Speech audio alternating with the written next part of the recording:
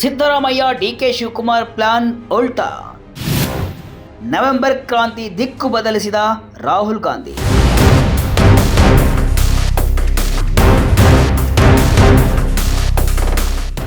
Vijaya Karnataka web ವೀಕ್ಷಕರಿಗೆ ನಮಸ್ಕಾರ. ನಾನು ಶಿವಮೂರ್ತಿ ಸರ್ಬಾ. ಕಾಂಗ್ರೆಸ್ನಲ್ಲಿ ಸಿಎಂ ಬದಲಾವಣೆ ಬಗ್ಗೆ ದಿನಕ್ಕೊಂದು ಹೇಳಿಕೆ, ದಿನಕ್ಕೊಂದು ಬೆಳವಣಿಗೆ ಹೊರಬೀಳ್ತಾ ಇದೆ. ಈ ಎಲ್ಲ ಬೆಳವಣಿಗೆಗೆ ನವೆಂಬರ್ನಲ್ಲಿ ರಾಹುಲ್ ಗಾಂಧಿ ಅವರು ರಾಜ್ಯಕ್ಕೆ ಬಂದು ಇತಿಶ್ರೀ ಹಾಡ್ತಾರೆ ಅಂತ ಹೇಳಲಾಗ್ತಿತ್ತು. ಆದರೆ ಇದ್ದಕ್ಕಿದ್ದಂತೆ ಕೈಪಾಳಿಯಾದ ಎಪಿಸೋಡ್ ಫುಲ್ ಚೇಂಜ್ ಆಗಿದೆ. ಸಿದ್ದರಾಮಯ್ಯ ಹಾಗೂ ಡಿಕೆಶಿ ಪ್ಲಾನ್ ಉಲ್ಟಾ ಆಗಿದೆ. ನವೆಂಬರ್ ಕ್ರಾಂತಿಗೆ ಈಗ ದಿಢೀರ್ ವಿಘ್ನ ಎದುರಾಗಿದೆ. ಹೈಕಮಾಂಡ್ ಭೇಟಿಗೆ ಸಜ್ಜಾಗಿದ್ದ ಮುಖ್ಯಮಂತ್ರಿ ಸಿದ್ದರಾಮಯ್ಯ ಮತ್ತು ಡಿಸಿಎಂ ಡಿಕೆ ಶಿವಕುಮಾರ್ ಅವರ ಲೆಕ್ಕಾಚಾರಗಳು ತಲೆ ಕೆಳಗಾಗಿದೆ. ನವೆಂಬರ್ ಕ್ರಾಂತಿ ಪ್ರಹಸನ ಈಗ ಮುಂದೂಡಲ್ಪಟ್ಟಿದೆ. ಅದಕ್ಕೆ ಮೇನ್ ಕಾರಣ ರಾಹುಲ್ ಗಾಂಧಿ. ಇನ್ನೇನು ಸಿಎಂ ಬದಲಾವಣೆ ಚರ್ಚೆಗೆ ಅಂತಿಮ ಮುದ್ರೆ ಬೀಳುತ್ತೆ ಅನ್ನುವಷ್ಟರಲ್ಲಿ ರಾಹುಲ್ ಗಾಂಧಿ ಇಡೀ ಗೇಮ್ ಪ್ಲಾನ್ ಅನ್ನೇ ಉಲ್ಟಾ ಮಾಡಿಬಿಟ್ಟಿದ್ದಾರೆ. ಇಡೀ ಕೈಪಾಳ್ಯಕ್ಕೆ ಈಗ ಶಾಕ್ ಕೊಟ್ಟಿದ್ದಾರೆ. ಹಾಗಾದ್ರೆ ನವೆಂಬರ್ ಕ್ರಾಂತಿ ಇಲ್ವಾ? ರಾಹುಲ್ ಗಾಂಧಿ ಗೇಮ್ ಪ್ಲಾನ್ ಏನು? ಸಿದ್ದು ಬಣ ಹಾಗೂ ಡಿಕೆಶಿ ಬಣಕ್ಕೆ ಶಾಕ್ ಆಗಿದ್ದೇಕೆ? ಇನ್ಸೈಡ್ ಮಾಹಿತಿ ನೋಡೋಣ ಬನ್ನಿ.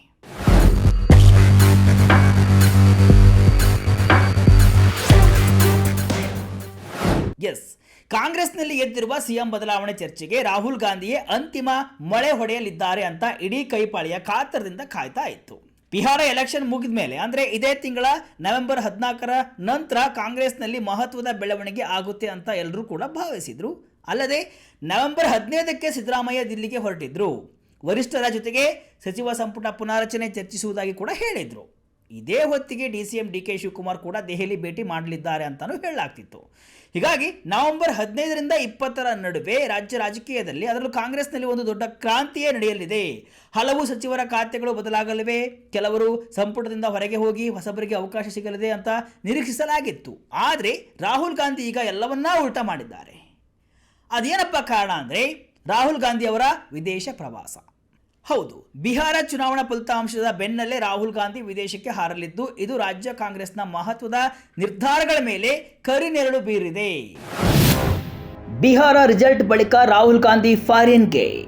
ನವೆಂಬರ್ ಕ್ರಾಂತಿಯ ನಿರೀಕ್ಷೆಯಲ್ಲಿದ್ದ ರಾಜ್ಯ ನಾಯಕರಿಗೆ ದೊಡ್ಡ ಆಘಾತ ಎದುರಾಗಿದೆ. ಕಾರಣ, ಬಿಹಾರ ವಿಧಾನಸಭಾ ಚುನಾವಣೆಯ ಫಲಿತಾಂಶ ನವೆಂಬರ್ 14ರಂದು ಪ್ರಕಟವಾದ ಬೆನ್ನಲ್ಲೇ ರಾಹುಲ್ ಗಾಂಧಿ ಅವರು ವಿದೇಶಕ್ಕೆ ತೆರಳಲಿದ್ದಾರೆ. ಇದು ರಾಜ್ಯ ಕಾಂಗ್ರೆಸ್ ನಾಯಕರ ದೆಹಲಿಯ ಭೇಟಿಯ ಉದ್ದೇಶವನ್ನೇ ಪ್ರಶ್ನಿಸುವಂತೆ ಮಾಡಿದೆ. ರಾಹುಲ್ ಗಾಂಧಿ ಅವರ ಅನುಪಸ್ಥಿತಿಯಲ್ಲಿ ರಾಜ್ಯಕ್ಕೆ ಸಂಬಂಧಿಸಿದ ಇಂತಹ ಮಹತ್ವದ ನಿರ್ಧಾರಗಳನ್ನು ಹೈಕಮಾಂಡ್ ತೆಗೆದುಕೊಳ್ಳುತ್ತಾ, ಅಥವಾ ರಾಹುಲ್ ಗಾಂಧಿ ವಾಪಸ್ ಬರುವವರೆಗೂ ಸಂಪುಟ ಪುನಾರಚನೆಯಂತಹ ಕಸರತ್ತು ಮುಂದೂಡಲ್ಪಡುತ್ತಾ ಎಂಬ ಜಿಜ್ಞಾಸೆ ಶುರುವಾಗಿದೆ. ಒಂದು ವೇಳೆ ರಾಹುಲ್ ಅವರು ವಿದೇಶಕ್ಕೆ ಹೋಗುವ ಮುನ್ನವೇ ರಾಜ್ಯ ನಾಯಕರಿಗೆ ಸ್ಪಷ್ಟ ಸೂಚನೆಯನ್ನ ನೀಡಿ ಹೋಗ್ತಾರೆ ಎಂಬ ಚರ್ಚೆಯೂ ಕೂಡ ರಾಜಕೀಯ ಪಡಸಾಲೆಯಲ್ಲಿ ಜೋರಾಗಿದೆ. ರಾಹುಲ್ ಜೊತೆ ಸಿಎಂ ಡಿಸಿಎಂ ಭೇಟಿ ವಿಳಂಬ. ಅಂದ್ರೆ ರಾಹುಲ್ ಗಾಂಧಿ ಅವರು ಬಿಹಾರ ಎಲೆಕ್ಷನ್ ಮುಗಿದ ತಕ್ಷಣವೇ ರಾಜ್ಯಕ್ಕೆ ನವೆಂಬರ್ 20ರೊಳಗೆ ಅಥವಾ ನವೆಂಬರ್ 20ಕ್ಕೆ ಬರ್ತಾರೆ ಅಂತ ಹೇಳಲಾಗ್ತಿತ್ತು. ಆದರೆ ಸಡನ್ ಆಗಿ ರಾಹುಲ್ ಗಾಂಧಿ ಅವರು ಇದೆಲ್ಲವನ್ನು ಕೂಡ ಚೇಂಜ್ ಮಾಡಿದ್ದಾರೆ. ಬಿಹಾರ ಎಲೆಕ್ಷನ್ ಮುಗಿದ ತಕ್ಷಣವೇ ವಿದೇಶಕ್ಕೆ ಹೋಗ್ತೇನೆ ಅನ್ನುವಂತಹ ಮಾಹಿತಿ ಸಿಕ್ಕಿದೆ. ಹಾಗಾಗಿ ನವೆಂಬರ್ ಕ್ರಾಂತಿ ಸದ್ಯಕ್ಕೆ ನಡೆಯಲ್ಲ ಅನ್ನುವಂತಹ ಮಾಹಿತಿ ಬರ್ತಾ ಇದೆ. ಇನ್ನು ರಾಹುಲ್ ಗಾಂಧಿ ವಿದೇಶಿ ಪ್ರವಾಸದ ಹಿನ್ನೆಲೆಯಲ್ಲಿ ದೆಹಲಿಗೆ ಸಿಎಂ ಡಿಸಿಎಂ ಹಾಗೂ ಸಚಿವರ ಪ್ರವಾಸದ ದೊಡ್ಡ ಮಟ್ಟದ ಇಂಪ್ಯಾಕ್ಟ್ ಮಾಡುವ ಸಾಧ್ಯತೆ ಕಡಿಮೆ. ಸಿದ್ದರಾಮಯ್ಯ ನವೆಂಬರ್ 15ರಂದು ದೆಹಲಿಗೆ ತೆರಳಲಿದ್ದಾರೆ. ಆದರೆ ದೆಹಲಿಯಲ್ಲಿ ರಾಹುಲ್ ಭೇಟಿಯಾಗದೆ ಮಲ್ಲಿಕಾರ್ಜುನ ಖರ್ಗೆ ಅವರನ್ನ ಭೇಟಿ ಮಾಡಿ ಮಾತುಕತೆ ನಡೆಸುವ ಸಾಧ್ಯತೆ ಇದೆ. ನವೆಂಬರ್ 15ಕ್ಕೆ ದೆಹಲಿಗೆ ತೆರಳುವುದಾಗಿ ಹೇಳಿರುವ ಸಿದ್ದರಾಮಯ್ಯ ಸಂಪುಟ ಪುನಾರಚನೆ ಬಗ್ಗೆ ವರಿಷ್ಠರ ಜೊತೆ ಚರ್ಚಿಸುವುದಾಗಿ ಹೇಳಿಕೆಯನ್ನು ನೀಡಿದರು. ಇತ್ತ ಸಿಎಂಗೂ ಮೊದಲೇ ದೆಹಲಿಗೆ ಡಿಕೆ ಶಿವಕುಮಾರ್ ತೆರಳಲಿದ್ದಾರೆ. ಸಿಎಂ ತೆರಳುವುದಕ್ಕೆ 4 ದಿನ ಮೊದಲೇ ದೆಹಲಿಗೆ ಡಿಕೆಶಿ ಪ್ರಯಾಣಕ್ಕೆ ಸಜ್ಜು ಮಾಡಿಕೊಂಡಿದ್ದಾರೆ. ಆದರೆ ರಾಹುಲ್ ಫಾರಿನ್ ಟ್ರಿಪ್ ಕಾರಣ ಭೇಟಿಗೆ ಅವಕಾಶ ಸಿಗುವ ಸಾಧ್ಯತೆ ಇಲ್ಲ. ಹೀಗಾಗಿ ರಾಹುಲ್ ಗಾಂಧಿ ಅನುಪಸ್ಥಿತಿಯಲ್ಲಿ ಸಂಪುಟ ಪುನಾರಚನೆ ಚರ್ಚೆ ಸಾಧ್ಯತೆ ಕಡಿಮೆ ಇದೆ. ಒಂದು ವೇಳೆ ರಾಹುಲ್ ಗಾಂಧಿ ಸಿಗದಿದ್ದಲ್ಲಿ ಸಿಎಂ ಡಿಸಿಎಂ ನಡೆ ಏನು ಎಂಬುದು ಕೂಡ ಕುತೂಹಲಕ್ಕೆ ಕಾರಣವಾಗಿದೆ. ದಿಲ್ಲಿಯಲ್ಲಿ ಕುಳಿತಿರುವ ಡಿಕೆ ಶಿವಕುಮಾರ್ ನವೆಂಬರ್ ಕ್ರಾಂತಿ ಬಗ್ಗೆ ಸ್ಫೋಟಕ ಹೇಳಿಕೆ.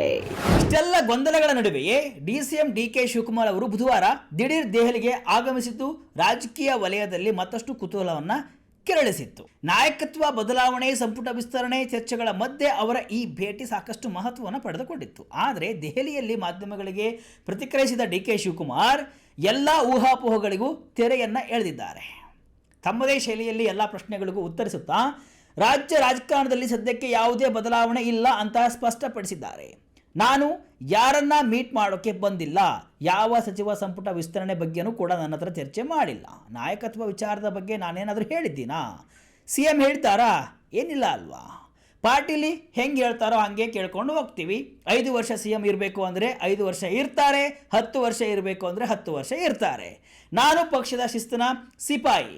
ಪಾರ್ಟಿ ಲೈನ್ ಬಿಟ್ಟು ಯಾವತ್ತೂ ಹೋಗಲ್ಲ. ಯಾವ ನವೆಂಬರ್ ಕ್ರಾಂತಿ ಆಗಲ್ಲ, ಡಿಸೆಂಬರ್ ಕ್ರಾಂತಿ ಆಗಲ್ಲ, ಜನವರಿ ಫೆಬ್ರವರಿ ಯಾವುದೂ ಆಗಲ್ಲ. ಅಸಲಿ ಕ್ರಾಂತಿ ಆಗೋದು 2028ಕ್ಕೆ.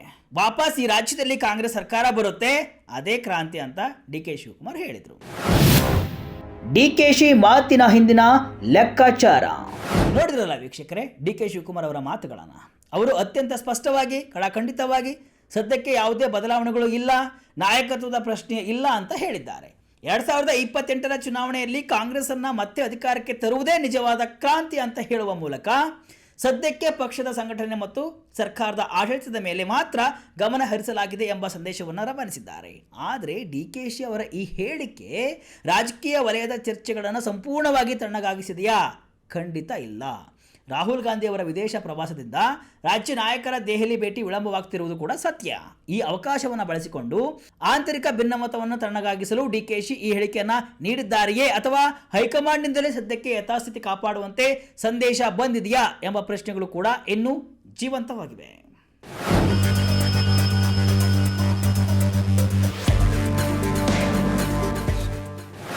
ಒಟ್ನಲ್ಲಿ ರಾಜ್ಯ ಕಾಂಗ್ರೆಸ್ನ ನವೆಂಬರ್ ಕ್ರಾಂತಿ ರಾಹುಲ್ ಗಾಂಧಿ ಅವರ ವಿದೇಶ ಪ್ರವಾಸದಿಂದಾಗಿ ತಾತ್ಕಾಲಿಕವಾಗಿ ಮುಂದೂಡಲ್ಪಟ್ಟಿದೆ. DK ಶಿವಕುಮಾರ್ ಅವರ ದೆಹಲಿ ಭೇಟಿ ಮತ್ತು ಅವರ ಸ್ಪಷ್ಟನೆಗಳು ಸದ್ಯದ ಮಟ್ಟಿಗೆ ಗೊಂದಲಗಳಿಗೆ ತೆರೆ ಎಳೆದಿದ್ದರೂ ಕೂಡ ರಾಹುಲ್ ಗಾಂಧಿ ಭಾರತಕ್ಕೆ ವಾಪಸ್ಸಾದ ನಂತರ ರಾಜ್ಯ ರಾಜಕಾರಣದ ದಿಕ್ಕು ಯಾವ ಕಡೆಗೆ ಹೊರಡಲಿದೆ ಎಂಬುದನ್ನು ಕಾದು ನೋಡಬೇಕಿದೆ. ಇದಿಷ್ಟು ಇವತ್ತಿನ ವಿಶೇಷ. ಇದೇ ರೀತಿಯ ಹಲವು ವಿಶ್ಲೇಷಣೆ ಮಾಹಿತಿ ಅಷ್ಟೇ ಅಲ್ಲ, ಮನರಂಜನೆಯ ವಿಡಿಯೋಗಳಿಗಾಗಿ ವಿಜಯ ಕರ್ನಾಟಕ ವೆಬ್ಸೈಟ್, ಫೇಸ್ಬುಕ್ ಹಾಗೂ ಯೂಟ್ಯೂಬ್ ಪೇಜನ್ನು ಫಾಲೋ ಮಾಡಿ. ಧನ್ಯವಾದಗಳು.